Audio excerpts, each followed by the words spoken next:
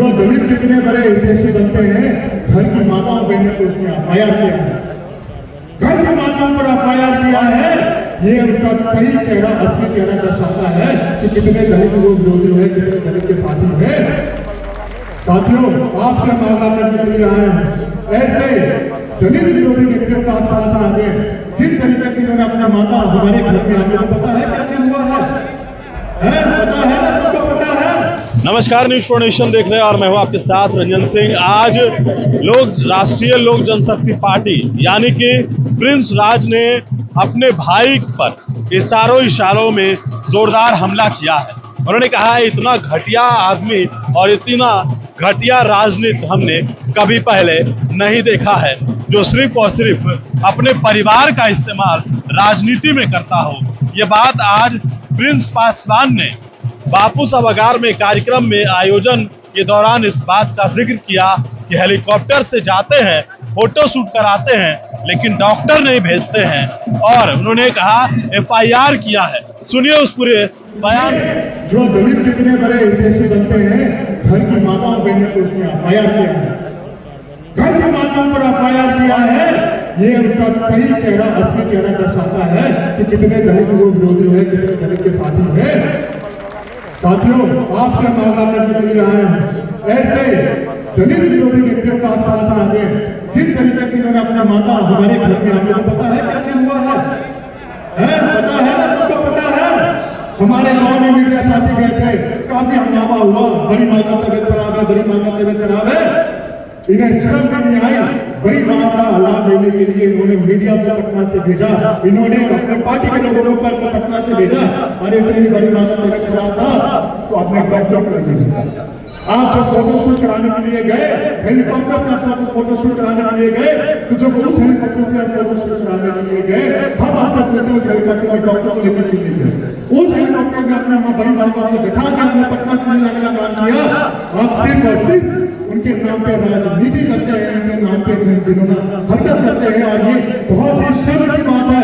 हमारे यहाँ पत्रकार साथी यहाँ उपस्थित है, जितने भी हमारे भाई बहन उपस्थित है, हम आप सबको सच्चाई बताते हैं।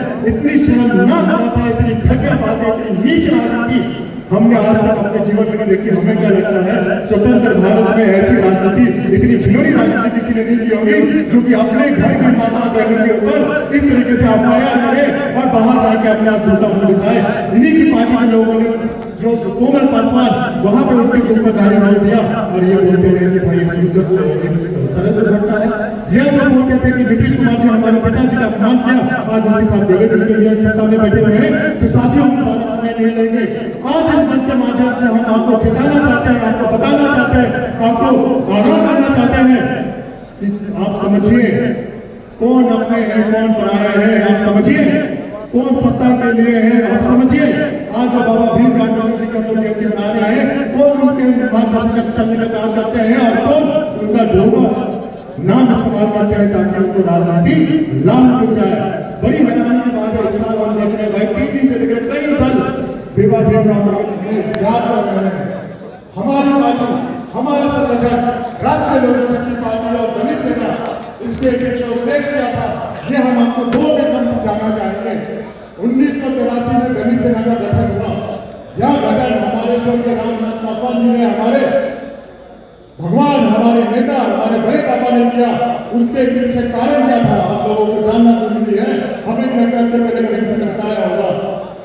एक कुछ 1983 के कुछ वर्ष पहले एक कांड हुआ था, बेची कांड।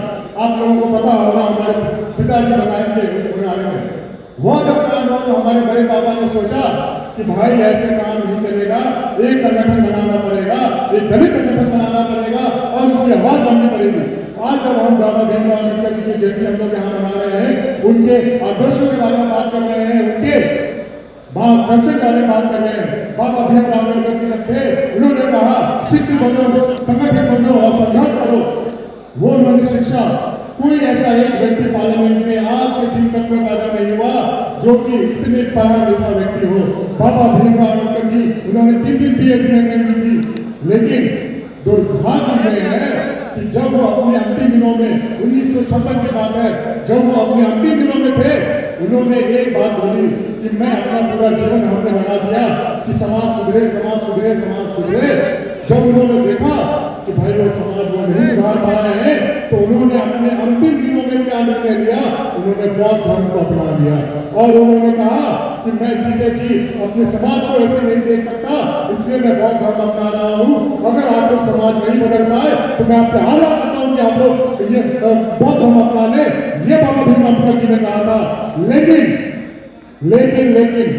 हमारे पार्टी के संस्थापक, दलित सेना के संस्थापक आदरणीय श्री रामविलास पासवान जी ने यह बात माना। उन्होंने कहा कि जो बाबा भीमराव अम्बेडकर जी की जो सीख है, जो उनका सोच है, जो उनका मार्गदर्शन है, उसको हम आगे बढ़ाएंगे और उनके लिए हम काम करेंगे। जो उनका अधूरा काम है उसको हम बढ़ाने का काम करेंगे। और उससे मद्देनजर रखते हुए दलित सेना का गठन हुआ, साथियों, दलित सेना का गठन हुआ। और आज जितने भी हमारे साथी पार्टी के दलित सेना के यहाँ उपस्थित है, यह दर्शाता है कि उनके आदर्शों में करने का काम हम लोग कर रहे हैं। आज अगर हम बात करें, दो बातें और आपके सामने रखेंगे। चुनावी माहौल है, चुनावी वर्ष है, कई तरीके की चीजें हो रही है, कई पार्टियां कई चीजें कर रही है, कोई भीड़ संवाद कर रहा है, कोई संवाद कर रहा है। अरे हम चैलेंज करते हैं इस बिहार सरकार को। आपने कल भीड़ संवाद रखा था, आप हमें जवाब दीजिए कि आपकी जो कूटनीति है शराबबंदी की, उसके अवध में जो 5-5 लाख लोग जो जेल में बंद है, वो किस समाज के आते हैं, ये हम आपसे जानना चाहते हैं। सबके सब दलित समाज के लोग वहां पे कैद रहते हैं, एक कैसी केस में कैद होते हैं और अपने यहाँ पे आके दलित समाज देते हैं। ये झूठा भ्रम जो राजनीतिक पार्टी आज के दिन में कर रही है, ये सबका सब चेहरा सामने आ गया साथियों। और हम आपको वादा करके जाते हैं इस मंच के माध्यम से, जब यह चुनाव समाप्त होगा, राष्ट्रीय लोक जनशक्ति पार्टी की इसमें बहुत अहम भूमिका होगी। जो भी कर बनेगा, इसके सहयोग के बगैर कोई भी सरकार नहीं बनाएगी।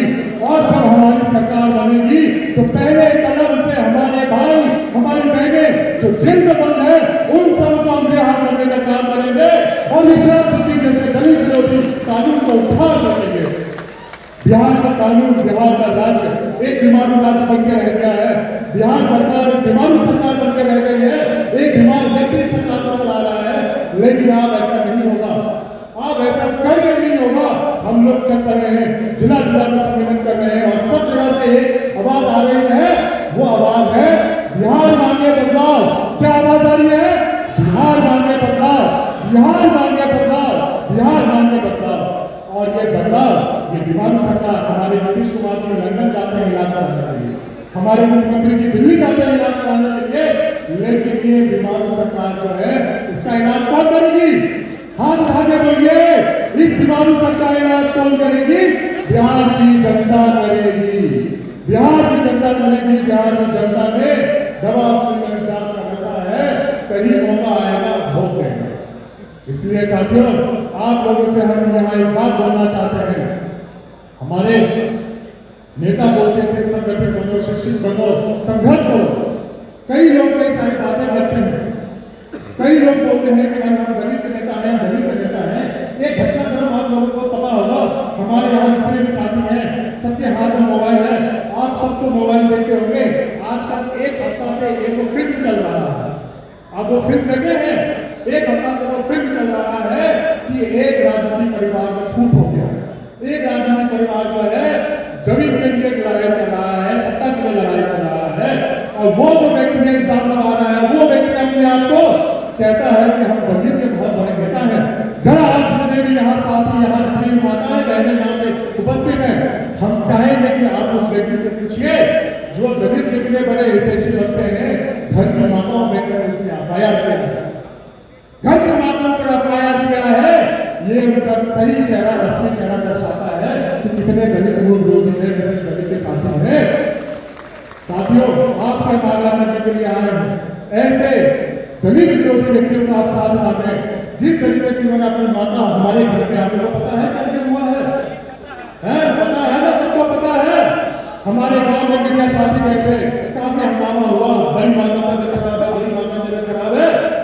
इन्हें समझ में नहीं आई, बड़ी माँ का लाभ लेने के लिए इन्होंने मीडिया को पटना से भेजा, इन्होंने अपने पार्टी के लोगों को पटना से भेजा। अरे तेरी बड़ी माँ का दिल खराब था तो अपने डॉक्टर को नहीं भेजा। आप जब फोटोशूट कराने के लिए गए, हेलीकॉप्टर का फोटोशूट कराने के लिए गए, तो जब आपसे पूछते हैं उस हेलीकॉप्टर में डॉक्टर को लेने की नींद है, उस हेलीकॉप्टर में अपने माँ बड़ी माँ बाप ने बिठा के अपने पटना के मिलान का काम किया।